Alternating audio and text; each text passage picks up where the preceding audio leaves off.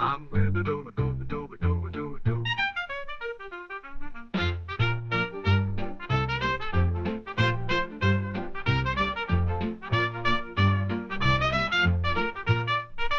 So, guys, welcome back to another episode of your favorite doll-related podcast. There are no others. It's just us. Yeah, you'll never believe this. You'll never believe it, but we're the only ones covering these books. We're here for you, much like a warm blanket on a cold day. Much like a warm blanket in the basement when the blackout drills occur. Yeah, much like a lemon curd on your friend's birthday. We're here to keep you on your toes. We're like the meat paste to your crumpet pie. Doesn't that sound good? But we're done with meat paste and crumpet pies, and we're on to hot dogs and summertime. It is Molly saves the day. And does she? No. She doesn't really do anything but be A complete monster. a monster. A malster. A malster. Everything that we gave Molly credit for in the last book has been immediately wiped away by her absolutely abominational behavior in this book. She's awful. She's mean. She's cruel. Yeah. She's Molly. Molly's over party on this one. Yeah, she really just kind of lost us again. But she does not save the day. But ultimately, she does really ebb and flow throughout her series.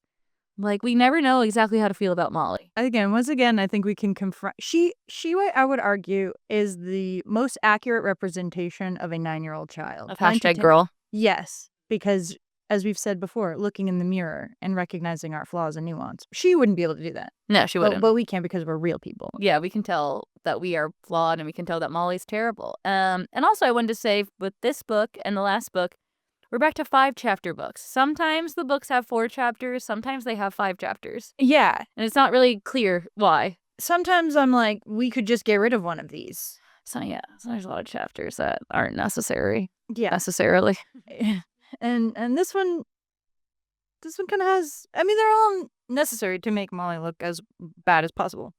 But did you go to summer camp ever? Boy, did I. Yeah? Yeah. Shout out YMCA Camp Heaven. That was a real, summer camp like this that I went to. But then because my parents were working most summers, I would go to, day camps. Yeah. Where sometimes we'd have, field trips and stuff. But those were also mostly through the YMCA. Like the SAC program, school, after school. But yes, I did. It was in Wisconsin. We had cabins. And I think it was a week-long sleepaway camp. I specifically went to horse camp. So I would do normal camp activities, and then I would get a bonus activity every day where we'd take a bus to a horse farm, and we'd learn how to, saddle our horses and ride our horses and do all of that. Did you like that? I did like it. And then my one other harrowing story is that at the end of camp, we did our laundry on Thursday or Friday night before Saturday morning pickup. And my camp counselor... Why do it that late? Yeah, would love to know. Couldn't tell you. But my camp counselor put my stuff in a garbage bag outside after it was done with all the other camper stuff. And when my parents and I went to go pick it up, it was covered in daddy long leg spiders. And it did traumatize me forever. I think it's why I still have a vendetta against camping to this day. Because one day of camp, we would go outside and camp. And it was the day before we were picked up.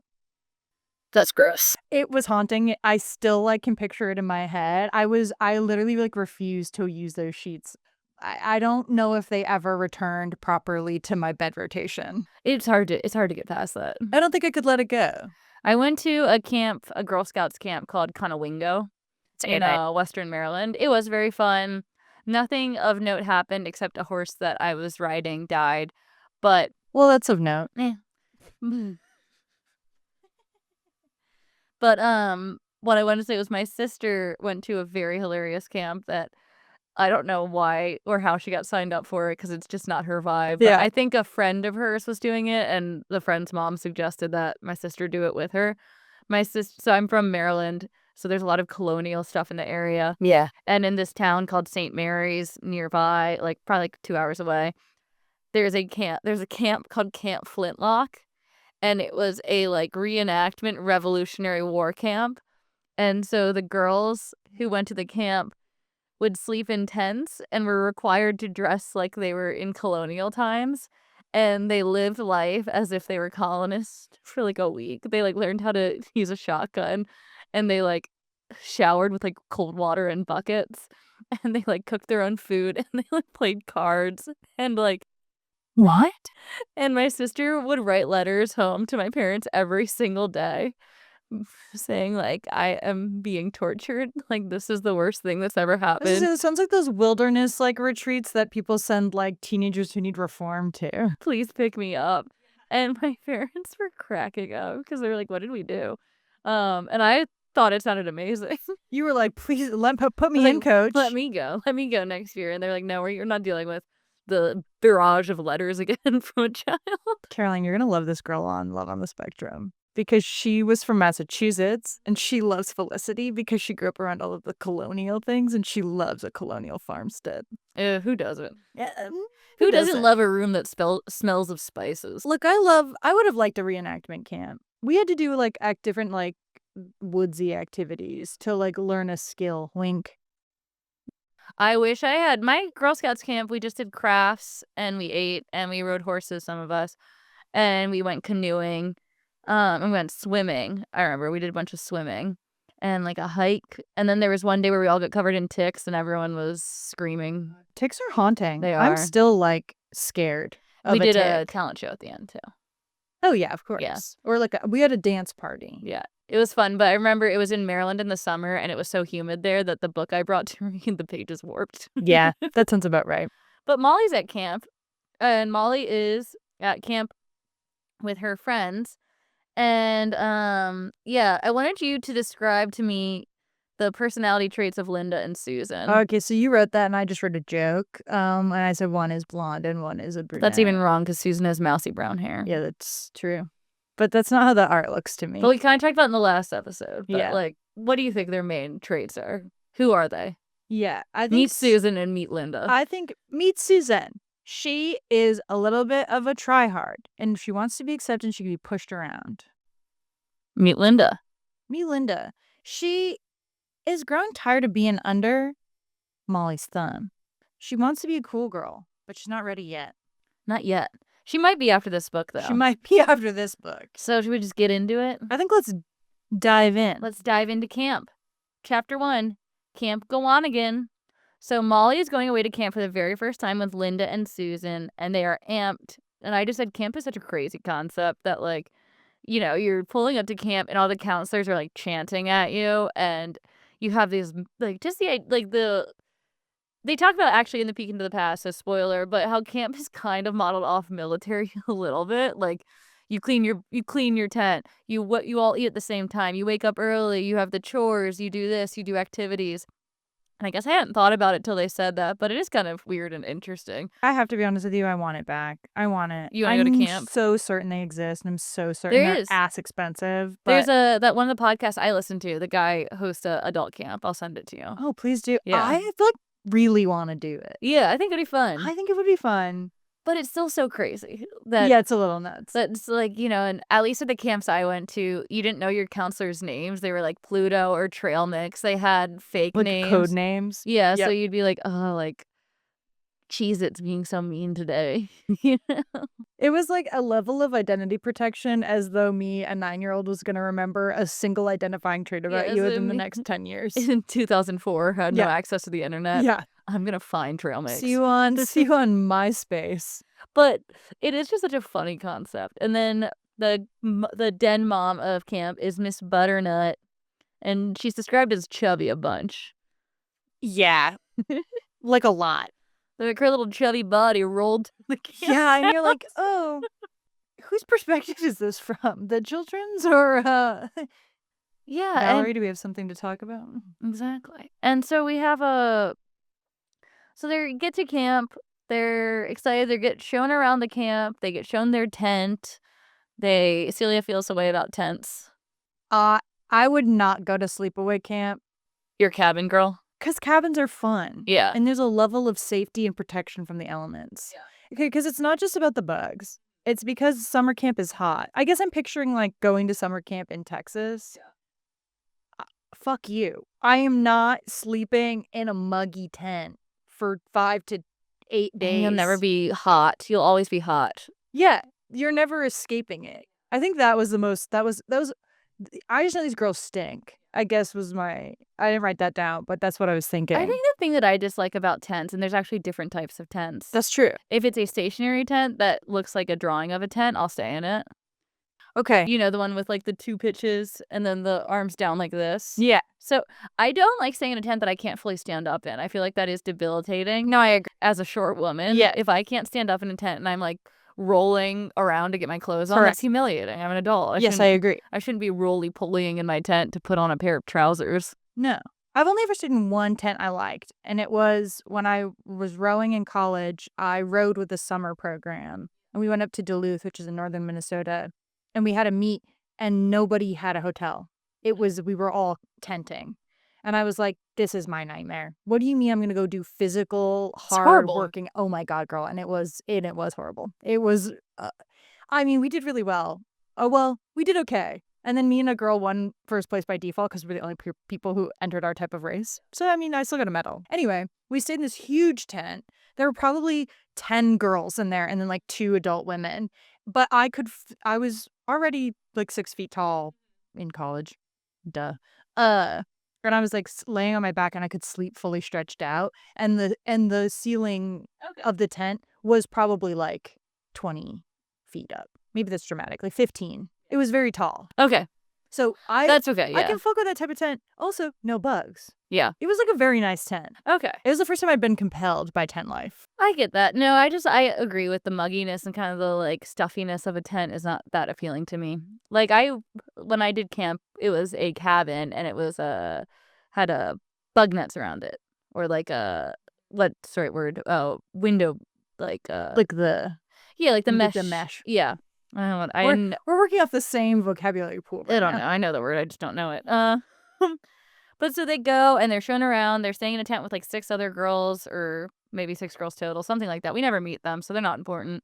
But one thing I do say is Molly immediately would be absolutely sucked into a cult because she becomes like camp crazy within 5 minutes. She is like, I am all about this. Everything we do in unison. I love our little uniforms. I love that we wake up at the same time.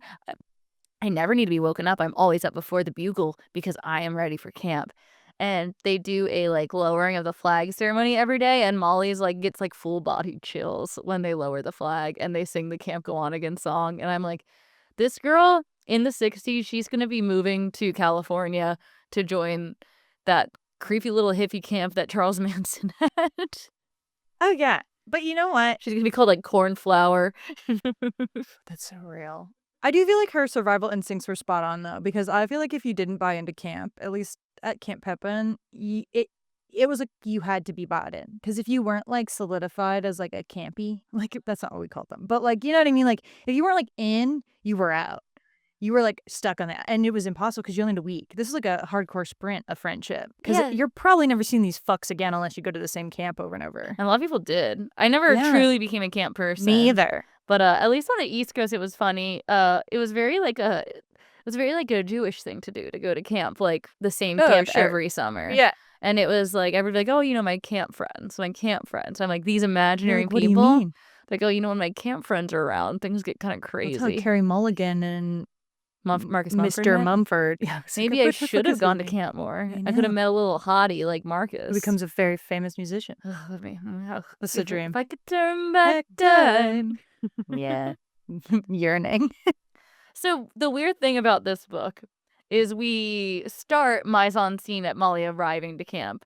And then this whole part that we've just discussed is the whole first week of camp.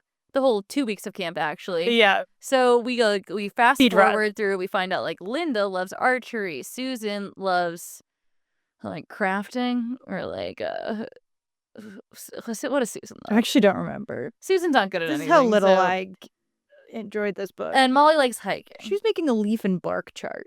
Yeah, I think she's like Susan's like loves the herbs and the spices. Yeah, and nature. And the nature aspect. And Molly likes hiking. So they all have found something they really like to do at camp. They've also found weaknesses of themselves at camp. And so while they're doing the tingling flag lowering ceremony, they do a little bit of an announcement. Crazy to call it that. they do like hey guys, we're gonna announce some victories today, and they announce that this older camper Dolores was the fastest canoeer, and everyone's like hip hip hooray, and then they like call out, they're like, and whoever was the loser came in last, just keep trying, and then of course it's like Susan, and she says, oh gosh, I I'm just not can't make it work. I'm not good at much, am I? And they're like, you Boo-hoo. can just try again. And then Susan goes, is that how you felt, Molly, when you almost drowned? And I'm like, why didn't we get to see that? So apparently in Make Molly struggle. in on week 1 of page. camp, Molly like falls into the water and is like drowning. She is seeing the white light, and a counselor pulls her up and saves her. And so it is kind of unclear. Does Molly not know how to swim? I guess it was. I couldn't tell. Yeah. Well, because when I was at camp, you had to do a swim test in order to be out on a canoe. They would flip you out of the boat, and you would have to stay underwater for a certain amount of time and then come up. Yeah. To prove that, like, this is the 40s, though. Yeah. They're not paying as much attention. 100% not. So, yeah, I guess it did seem like Molly incapable of swimming. Yeah. And then Molly kind of gets pissed at Susan for calling out her weakness and is like, well, why? That's rude. I don't want to talk about that. I can't swim. And Linda's like, can you guys both just like shut up? And they go into dinner, and Miss Butternut makes a very special announcement that tomorrow is the second to last day of camp. They do something called the Color Wars, and it's basically a giant campus-wide game of capture the flag. And when I tell you, this has always been my dream to participate in a massive capture the flag game. I have never had that privilege in my life, and it is something that I yearn for. It is something that I desire. I want to be in a warlike situation that is just about capturing a flag. I want to feel the intensity of the stakes are so low, and that's what makes this so scary. I want that. I think we could do that. First of all, say less. Our friends are lazy, though. Some of them. I'm collecting I'm collecting an elite squad of more actively minded individuals. We have one friend who would kill people on the field. We'll have to discuss off podcast. You know what? This will be our after recording. This will be our Nickel City chat. Yeah, absolutely. But yes, I agree. And it is fun. We did a very similar thing. Yeah. Well, we would always have like the team activities. It wasn't always properly capture the flag, but it was like similar, almost like war-esque. It was like, what if the children yearn for war? The children yearn for palatable war-like strategy and Low tactics. stakes war is always fun. Yeah, but it's so cool. Like we had one where you had it was like colored flour. Yeah. Where you'd put like colored food dye in it, and you would go out basically into the woods. Each camp had like their base, and you would spend part of the week building like parts of your base, and then you would run out into the woods, and it was like tag. Yeah. And then there was also flags. But in order to tag somebody out, you had to throw your flour at them. See, you'd be like almost like ghosted, and then you would be out for like 10 seconds or whatever. I've always wanted to do something where I feel a low stakes sense of danger. Yes. And I don't know why, but it just hasn't come to me in life yet. I feel like we could really stage one. Like you would start kind of Amazing Race style, Zilker Park. And then I feel like we our friends who didn't want to run around like psychos could be like flag like coordinators. I think you could have like red flag, blue flag, if I can speak. And then they'd be like they would be an asinine distance apart, I think. Yeah. We would really challenge the walkability of Austin. But if you use Town Lake, we can cook on this. I'm interested. Anyway, guys, if you guys want to join our capture the flag color war, let us know. Come to Austin. Because you're listening this far now. You've learned to skip forward, and yet we're barely in the book. Pierre Exilus, we'll see you there. Lock it. That's the one name I will not believe out. You gotta call out people sometimes. But so then they basically are told they're going to be divided into two teams, the red team and the blue team. Red team is going to be holding the flag, and it's the blue team's job to capture the flag. And whichever team has the flag by the end of the day wins. And so they go look, and Linda is on the red team, and Susan and Molly are on the blue team. And this part was very funny to me, because they're like, I'm so nervous for this. I'm like sick to my stomach. I can't eat. I can't breathe. Susan, and Molly are bereft with fear of this game. and how they're going to just ruin it for everyone because they have lack of skills. And Linda is kind of, ugh, like, I don't care. Guys, why are you making such a big deal out of this? Who cares that you can't do that? Like, who cares that you can't swim or that you can't canoe? It's not that big of a deal. You just need to stop, like, harping on it, basically. And they say, well, that's easy for you to say because you're not scared of anything. And Linda says, oh, that's not entirely true. I really don't like creepy crawlies. I don't like worms. I don't like spiders. They've creeped me out. And I get really nervous around them. And they both are like, we didn't know that. And she goes, yeah, I just don't go talking about that much. And I can kind of laugh at it. I think it's kind of dumb, but it's just who I am. And I Yeah, kind and of then admire Linda in this. and then like a butterfly icon appeared in the bottom corner if you've ever played Until Dawn, and it said this action will have consequences. And then it fluttered off. And so then Linda says, just go to bed, guys. I don't care anymore. Yeah. And they're Well, like, she's also kind of cunty she is. She's over about them. She's been with them for 2 what's weeks. her name? Dorinda? Dolores. Dolores? No, it's Dorinda, I think. Yes. Okay, Yeah. yes. Yeah. That's the captain of their team. Yeah. So like, why are you guys even stressing? Yeah, she's basically. You guys are Princess Popular. Yeah, Linda's kind of like, I just think this isn't that big of a deal. She's like, I think it'll be fun. I think we'll just do it. Let's just not get overly dramatic about it. And this is where I think a flawed misunderstanding happens. I think Linda is telling them to stop worrying because it's not that big of a deal, not that she's not going to play this game. And I think they interpret it as like, none of us are going to play this game. Yes. Right.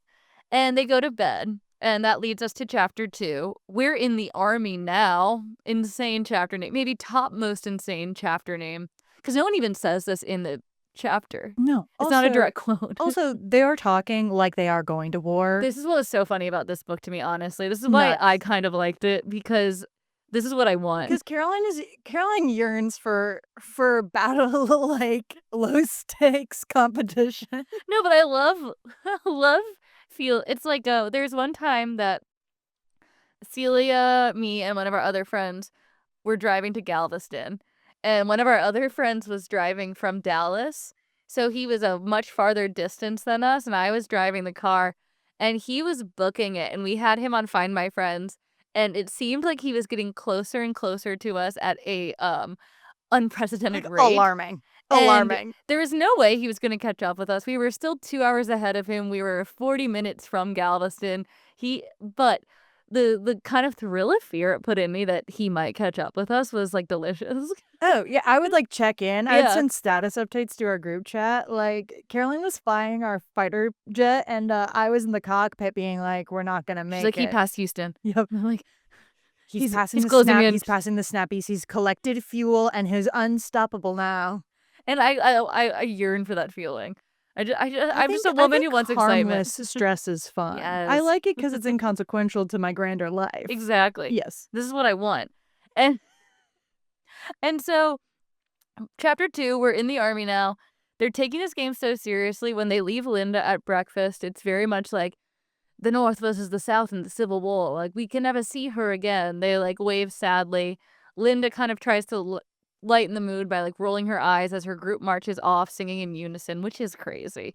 It is nuts that they immediately They're like, we are the red team, mighty mighty red team. I would not be singing it. I think honestly. children yearn for fight assimilation. Oh. Yeah, well, also the fight. But I think kids love Chanting. Yeah, well, it's like very Lord of the Flies. Like, if we can all just decide that half of these people are bad and an enemy, kids are vicious. It's tribal. It goes back to our tribal roots, I think. Very much so. And so they march off, and then Dorinda goes and teaches her team the game plan. And she says, meet me in the boat shed at 0900 hours. And Susan says, what time is that? And I'm like, you're surrounded by everything army and everything military for your entire fucking life so far, and you don't know that 0900 is 9 o'clock. Oh, She she's meet me down. at HQ at 0900, and she says, what's HQ? What's 900? And I'm like, if it had been the afternoon and it had been 1300, I almost understand. But 900, and Molly, whose dad is in the military, if you didn't know, it said HQ is headquarters. she didn't know. 0900 is 9 o'clock. So they leave immediately and just go there because she basically was saying, let's go to the boathouse right now. And then Dorinda hatches her brilliant plan, which is, let's canoe up to the shore where they'll expect us to come and just take the flag. And Molly says, hey, I think this is a dumb plan, without saying that directly. She says, won't they expect us to come there? And Dorinda says, shut up, you stupid little bitch. You have no idea what you're talking about. I am in charge here. This is going to work. And then Molly is like, maybe I am dumb. Maybe I shouldn't be speaking up. So Molly goes along with the plan, but she does think it's too easy of a plan. And it turns out that Molly is right, because they start to canoe up, and Susan and Molly are in the same canoe. Susan can't decide if she should do the front of the canoe or the back of the canoe, and I would strangle Susan at this point. Susan shouldn't be paddling at all. Susan should just be dragged on the side of the Susan canoe. shouldn't have been allowed to get in a boat. They should have. She wasn't like imperative to the success of this mission, so I don't understand why she ends up in a canoe. Yeah, so she and Molly are struggle bus bringing up the back of the canoe group, and then Susan somehow flips them, and Molly is plunged into the cold, icy depths of the water once again. And then she dies. Just kidding. Second chance. Yeah, she just like, she respawns. So they manage to flip the canoe back over, and they get to they kind of have been pulled off track, and they're now in this inlet, and they kind of crawl onto shore, and they rewrite the canoe, and they see that all of their team has been captured, no surprise. But they also see that Linda is the prison guard. And for some fucking reason, Susan goes, yoo-hoo, Linda, it's ours, hey. I know. And then Linda does what she's supposed to do, and she blows her whistle. And Molly and Susan act like Linda took Molly's dog Bennett and slit his throat in front of them. Yes. It's crazy. They are like, I can't believe she did that. I can't believe she would betray us like that. And our trust. Our trust. I thought she said she wasn't taking this seriously. This is insane. And so then they flee, and they keep talking about how horrible of a friend Linda is because she betrayed them and she said she wasn't going to take this seriously. And I think this is dumb because they're playing a game and she's a prison guard. What did they expect her to be like? La la la la la. Also, her whole team has been caught. Yeah. Or their whole team. Their whole team. So it's like, you visually, you have proof. Oop, sorry, I hit a table, y'all. Visually, you have proof. Yeah. That she is already playing more seriously probably than you imagined. But even if we were playing a game on opposite teams and you were saying, if I betrayed you in a game. Yes. But that's not even betraying you. No, it's not. That's that the would be thing. if we're on the same team. Correct. If you did something, if you captured me when we play our ultimate capture the flag. You're not going to be mad at me. I'm not going to go to happy hour afterward and be like, fuck Caroline, I don't understand what happened. We were friends and she sold me out for her team. Hello, it's a game. I know. It's a contest. It would be one thing different if Linda had said, I'm going to be the prison guard and I won't capture you guys or let people know if I see you. But she didn't. So she's just doing her goddamn job in the game. Also, I really do agree with you on the point of, I think that Molly was way too generous with her interpretation of what Linda was saying. Yes. Even in here when she's like, oh, she must have changed, or Susan is like, she must have changed her mind. Like, she looks serious. And Molly's like, I can't believe this. It's like, it's also a game. Why are you guys choosing not to be at least a little competitive? I know, especially because you're so camp cucked. I know. It's crazy. Yeah. I don't know. Their attitude is bad, I think. And their attitude is bad. And so then Susan's like, let's go back to our shore and eat lunch. So Bess Marvin of her. And then Molly says, no, let's eat shit for Linda and let's kill her. Yeah. She's like, Molly has revenge on the brain. The same mind that brought you Ricky's demise is bringing you Linda's demise. And so that brings us to chapter 3, creepy Crawlies. It's over. And this is literally the meanest thing that I can imagine anyone doing to someone they perceive to be their friend. Molly and Susan go about trying to dig up worms because Linda has told them that she is terrified of worms. So they are actively trying to collect as many worms as they can, putting them in a can, and they are going to dump them on their friend's head so that they scare her out of her prison guard duties and they can capture their team. So who's being a fuck about the game now? I was actually say, I for whatever reason, even though I don't think it clocked, but it has registered here, they do this when they didn't even get captured. Yeah. That's the most insane part to me. There's no payoff here. Like, you weren't it wasn't over. You guys are just bad friends. Bitches. Yeah. This is why I think Linda will ultimately abandon them in middle school.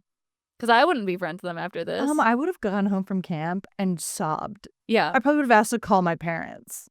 Oh, It would have been over if for my me. 2 best friends knew what I was most afraid of and we were playing a game and I just played the game and then they did something to actively hurt me like that, I think it actually did. I would be like, I would crash out big time. I would be so upset. I wouldn't talk to them. But they hatched their plan to go back to the island, and they go back the same way they did with this sneaky little inlet that no one knows about. And then they decide that Susan is going to stay in the canoe and distract people by pedaling badly around, because that's what she does. And Molly is going to sneak around. So Molly gets on the island. Susan creates a distraction, basically.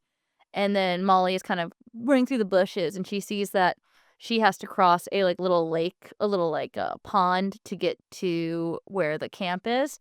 But as she's doing this, Linda is doing a patrol, and Linda is going to see her if she looks that direction. So Molly realizes she has to go underwater and swim a little bit.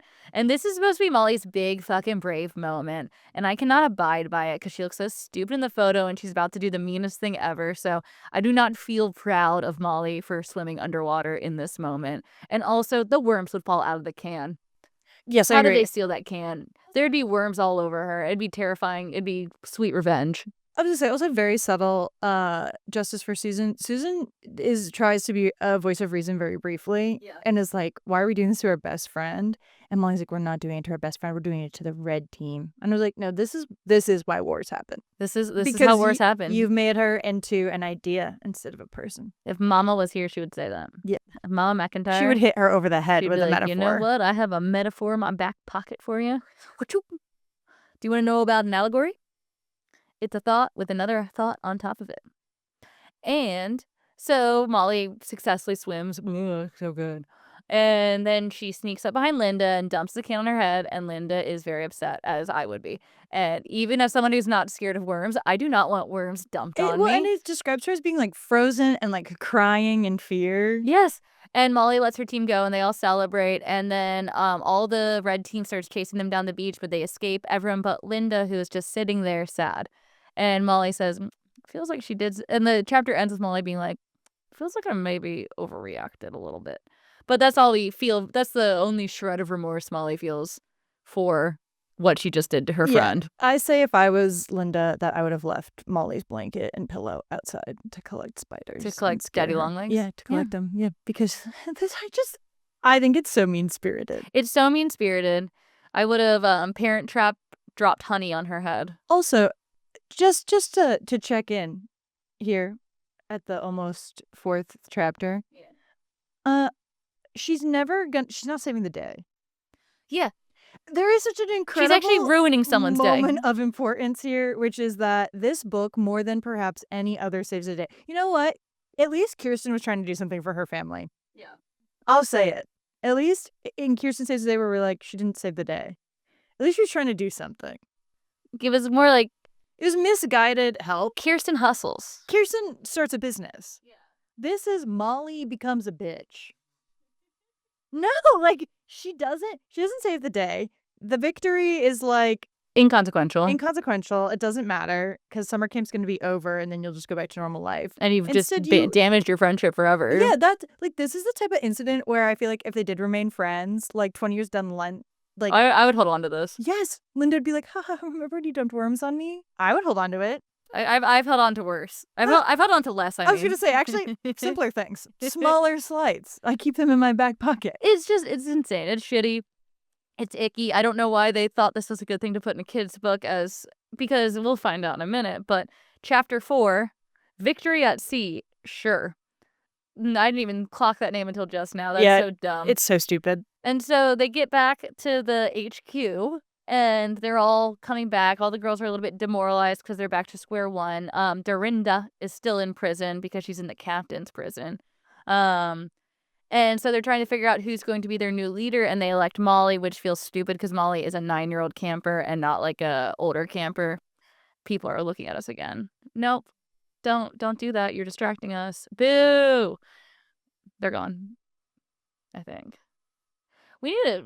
Guys...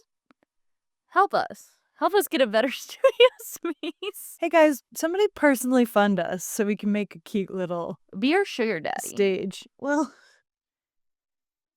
I have thoughts about it, but I'll save them because I know we'll speak after this. But so they are looking for a leader, and they find it in Molly McIntire. And Molly's like, you know what we're gonna do? We're gonna do D-Day. And then We're gonna storm those beaches. we are going to storm the beaches. And everyone around her is apparently less cucked by the war than Molly, because no one else knows the inner machinations of D-Day. And she's like, what are you guys, stupid? Here's how they did My it. dad's out there. My dad is out there right As a now. My doctor. dad, if you didn't know, my dad My is dad. my military dad. My trauma. My dad. My dad. My dad. Do you guys know my dad? My dad's a doctor in the military. That my dad is the safest he could be possibly while also being out there. But he's out there. My dad. But so she basically formulates a plan that they are going to go in the inlet that she and Susan have been using, and they're going to basically string the canoes together, which feels wobbly, but I'm not a canoe person, so I can't speak to it. You're more on boats than I am in the past. Even then. I wrote an expensive fiberglass shells. So different than this. So much different. And so they're going to string them together and go one by one onto the island and then kind of like flood them from behind. It isn't a terrible plan, I will admit. No, it's smart for children. But they're looking at the map, and Susan goes, why is the place that we keep landing called Poison Point? And everyone goes, we don't have time to think about that. We gotta go. So they canoe back out. Susan is notably better at canoeing now because she has gained confidence. So at least one of her friends is having a good day. And they land. Susan kind of just gets to vibe. Yeah, Susan's, like I said, inconsequential. She's a follower. Yeah. Molly joins the cult. Cornflower joins the cult. So does Barefoot. You know? That's crazy. So they land on Poison Point. Immediately they figure out it's Poison Point because it's poison ivy. And Molly's like, look at me. I don't care. And they're like, tee-hee-hee, we don't care either. It's very easy to avoid poison ivy. I don't know why this becomes such a big issue. I will say, as a kid, I was convinced that it was the most pervasive evil plant in all of plant kind. Mostly you get it when you're weeding and you accidentally pick it up. Yeah. Also, or if it's you're very wearing... obvious. Yeah, and from the image, they're wearing knee-high socks and saddle shoes as they're wont to do. Which is adorable. And so they're pretty much covered where they shouldn't get poison ivy. But I agree. Whatever. I concur. So they swim through. They capture the team successfully. And the ambush is swift and deadly, just like D-Day. I don't really fully understand their plan, but somehow they end up with the flag. Yeah. And they row back to shore as the victor. So Molly has saved the day. I say in my final thoughts, but I kind of can be bothered to care about the book. Yeah. Once I realized it's what fast the and pointless major and mean was of this novel, once I got past her dumping literal insects on her best friend, I was like, okay, just get it over with. Cut it out. Somebody take me out back and shoot me. Enough. So chapter 5, the Pink Army. As they take their victory back to camp, and all the counselors are like, hey, what happened? Because they saw them saw them all get captured and then subsequently win. Everything is fine now. So then they're like, ask Molly. And Miss Butternut's like, are you the captain? Because she can't even believe it herself. And then she goes, I'm the captain de facto because Dorinda was captured. She's like, well, hee. And Susan runs her fuck ass mouth. Yeah, Susan's like, Molly was so brave. She dumped worms on our friend's head and traumatized her. But we won this stupid game and we joined Poison Point. And then Miss Butternut, the color drains from her face. She's like, you went where?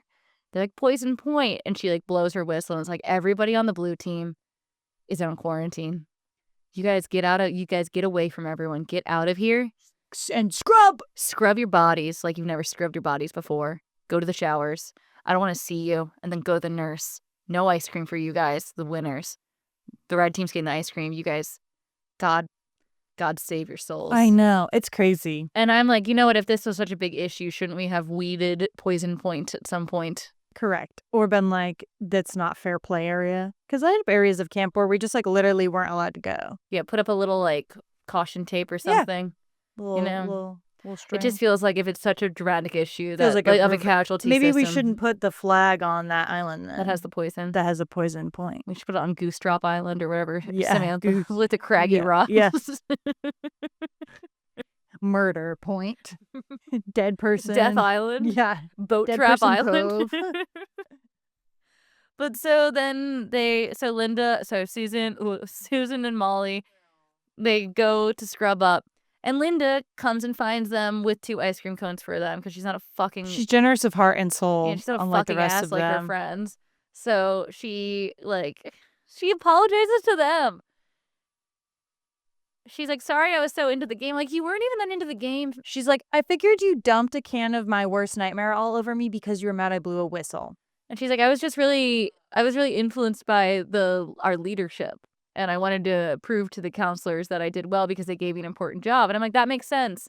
And you didn't betray your friends. You did what you were supposed to do during a game. And the fact that you feel bad about this means that you guys are a toxic group. I was gonna say that is a marker of a bad friendship. When you have to like think about later if your feelings were valid or not, and they were because your friends were being shit, but everything in the scenario has convinced you that no, I'm the problem. And then they kind of gaslight, like, yeah, you were more intense than we expected because you said you weren't going to take it seriously, but we forgive you. I'm like, fuck this. Fuck you guys. And then Molly writes a letter to her dad, and she doesn't mention that she's a war criminal in it. She's like, tee Dad, can you tell that, like, my face is pink? I'm like, no, it's a black and white photo, 1. He can't tell. And 2, you're an awful person. I bet you didn't mention. He would be so ashamed to know as a doctor, as a military doctor who's serving in the war. In the war, He's Her away. dad? He's away. Her dad's away in the war England? in England as a doctor, As a doctor. healing people. Yeah, he's trying to. She's hurting people. She's healing. He's hurt. He's healing. She's hurting. And so she writes him a letter, and She's she's like, counteracting his goodwill. she's like, you won't believe what happened. I'm like, he won't. And then the book ends. And then it's Jover. Then it's Jover, except Beacon to the Past, which again continues to disappoint. This one felt a lot like Samantha's. This one is exactly like Samantha's. yeah. With just like I agree. it's the 1940s. It does talk about, which again, I like the Beacon to the Past in the other books. I'm not a fan of these because it does feel like it's information that we already know. So it's not that it's bad. It's just that it feels kind of obvious. But I guess it was interesting that camps kind of became popular around this time because of the fact that families weren't traveling as much because of the war. But it was a nice way to get your kids out. Right. And like do have them something. learn things and skills and It is like the boon of the Boy Scouts, Girl Scouts, so it kind of does make sense. So I guess that was it. But it really literally repeats the same information from the Samantha Saves the Day about how people were kind of cosplaying as pioneers, and that's why they liked doing these like wilderness camps and roughing it situations because it was a way to get back to like America's roots. Well, and I'm sorry though, I was haunted by the images of the open air tents because the like cots are like cute. Yeah. But like obviously they like close them down. They must like the tarp at night. But I was still like, no. So the daddy long legs. I'm sorry. So what if we were playing a game and I dumped a bunch of daddy long legs on your head? And I was like, it's just because you tried to tag me. Oh, well, you'd be tackled to the ground. In like the moment, I don't know if I could control my rage against you. But like we'd be fine in the long term. Would we? Well, I would probably tackle you to the ground. Yeah. Here's the thing, I would just seek It'd be immediate so revenge swift too. back. I'm so much shorter than I you. was gonna say it would be like a mutual destruction. You would like just know it would be like mutually assured destruction because it would happen. I would freak out, and then I would go like Your long legs with the long with my legs. long legs, mommy long legs, Mommy long legs would attack daddy Yeah, long it'd be legs. fucking over for you. See, like I'm not a spider girl. I would freak out, but I feel like it would be more of a like immediate get back at. I probably would throw them at you back. I would like rip that and throw them at you. And I throw them back. Yeah, so it'd be like No one wins in war, guys. quote Molly's mom. quote Mrs. Mama McIntire. McIntire. But yeah, But yeah, it's basically just a look into camp.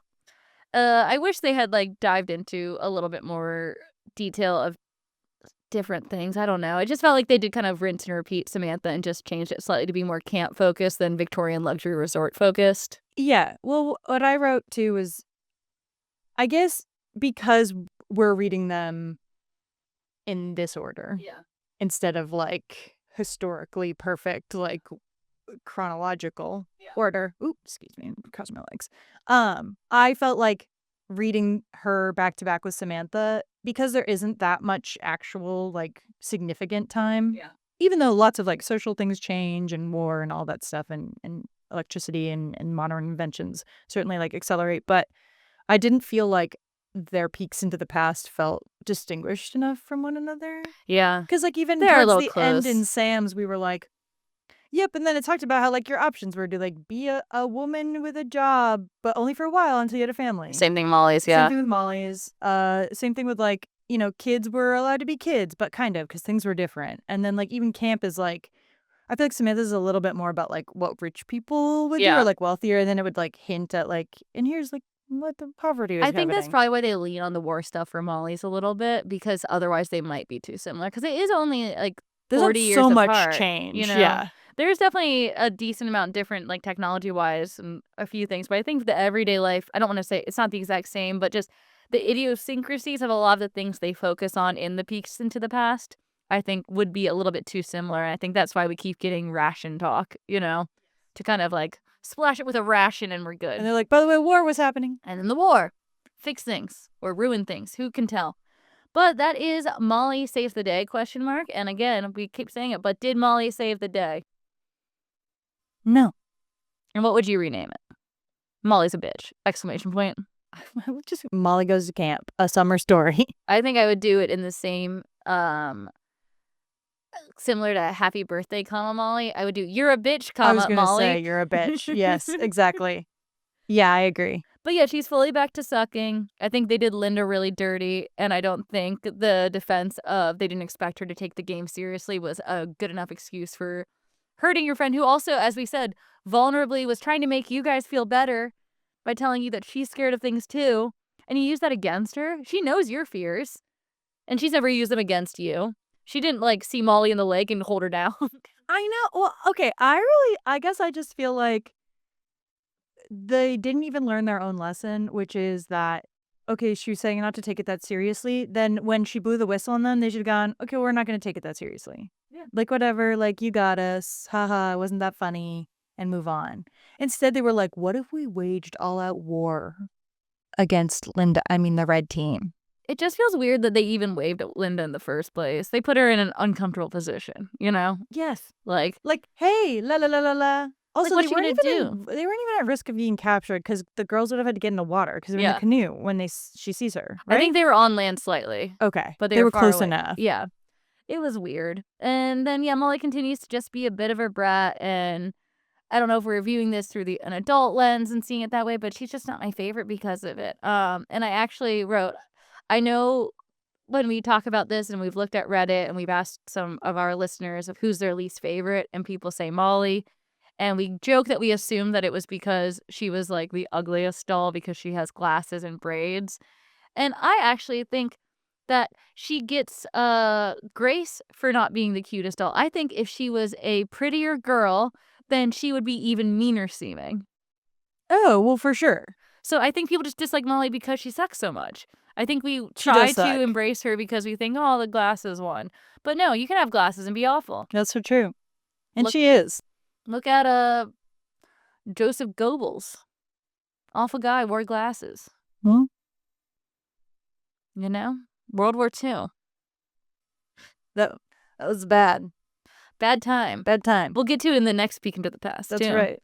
But And- Go on. oh, I was just gonna say, I said it earlier, but I just didn't like this book that much. I like the feeling it gave me of remembering summer camp and wanting to go back to summer camp. Yeah. And their camp outfits were cute. The camp outfits are cute. I like the art. I liked the fun of the battle. Yeah. But I read all 3 of the books in a row, and I just this one Flew through. Maybe it's because it was the middle book, but I Yeah. was like, blah blah blah, and this is still happening, and now we're being mean. And like I said, I just didn't end up caring that much about the outcome in the end. And It's just tough with her being slightly good in the last book to see her regress so much, you know? yeah, well, and my pin to your thought is just, I feel like the problem with Molly and why she's so unlikable by the end is it's not that Kirsten really didn't have that much conflict, TBH. No. But like She's with just a Samantha, girl. Yeah, but like with Samantha and with Molly, and maybe we can talk about this more in depth in our Yap episode between girls. But I feel like my issue with Molly in this book, and because it's not really addressed in Changes for Molly, she never, ever has a real consequence for misbehaving or freaking out or treating her friends poorly. She never learns a lesson. She doesn't learn a lesson. She gets basically rewarded for not participating and being a bad friend and a bad sport.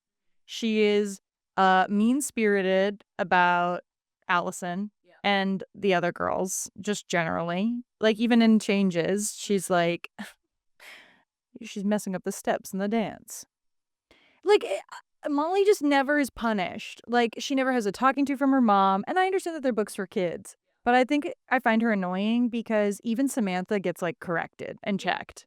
Even Kirsten is like, I have to do these things in my house because the baby is here and I have to be supportive to my family. Yeah. So I can't have everything frivolous I want as a pioneer girl all the No, time. Molly just expects everything to go her way and barrels through it without consequence of other people's feelings, really. Yeah, and so that's why I don't like her. And the end of the day, I just think she'll learn One day. when she gets punished by losing all her friends. Yeah, it's just, she's a tough pill to swallow, that Molly. But you know what, guys? We want you to share this with your friend that betrayed you once. Share this with the person who hates bugs most in your life. Share this with your camp counselor who you followed and tracked down after 2004. Send this to your local YMCA. Send this to the person you know who's best at canoeing. Send this to somebody who you hope drowns. Send this to your friend who kind of just goes along with whatever you say, even if it's diabolical. Send this to the friend you want to enter into a color war with. And guys, join us for the Austin Color Wars coming so soon. I think we actually have a lot coming up because I think in June we have Pantalette Day. That's right. And maybe right after Pantalette Day, we'll have a color war, guys. Big time. So see you there.